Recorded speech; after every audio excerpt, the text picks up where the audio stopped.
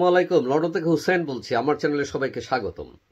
আপনারা জানেন বাংলাদেশে কোটা বিরোধী আন্দোলন চলছে এবং ইতিমধ্যে প্রায় এই তিন দিনে প্রায় 103 জন লোক নিহত হয়েছেন, আহত হয়েছেন প্রায় 2000 লোক। গ্রেফতার চলছে এবং রাস্তাঘাট ফাঁকা, কারফিউ চারিদিকে এবং টহল দিচ্ছে সেনাবাহিনী, বিজেপি, পুলিশ এবং ইন্টারনেট বিচ্ছিন্ন। সমস্ত দেশই পৃথিবী থেকে বিচ্ছিন্ন অবস্থায় আছে। সেখানে কোনো পত্রপত্রিকার খোঁজখবর পাওয়া যাচ্ছে না। তবে বিবিসির সংবাদে আমরা জানতে পেরেছি যে অধিকার পরিষদের যে নেতা, তার স্ত্রী মারিয়া নূর বলেছেন যে নূরকে গ্রেফতার করে নিয়ে যায় পুলিশ এবং সেই সাথে যে কোটা বিরোধী আন্দোলনের নেতা নাহিদ ইসলাম, তাকেও গ্রেফতার করেছে পুলিশ।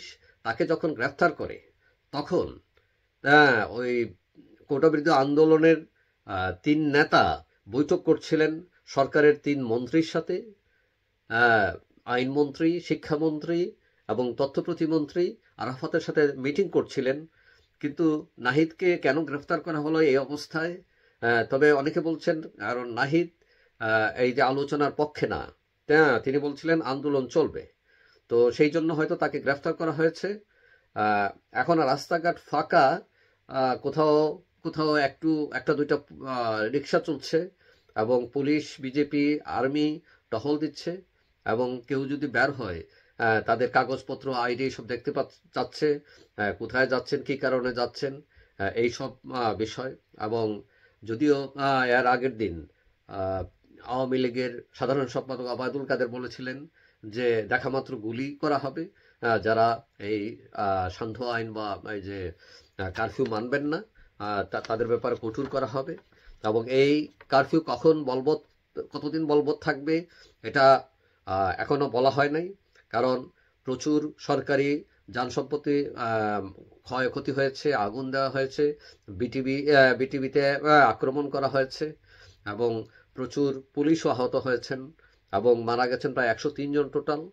তো এই থমথমে পরিস্থিতিতে আবার এদিকে খবরও বেরিয়েছে যে প্রধানমন্ত্রী তার যে স্পেন এবং ব্রাজিল সফর সেটা বাতিল করেছেন এবং বিভিন্ন ধরনের গুজব মার্কেটে চালু আসছে।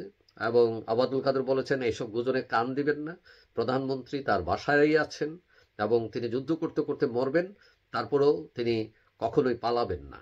যাই হোক, এই ছিল আজকের পরিস্থিতি, এই খবর। নূর ও নাহিদ গ্রেফতার, হয়তো আরও গ্রেফতার, বিভিন্ন ধরনের রাজনৈতিক কর্মীকে গ্রেফতার করা হতে পারে।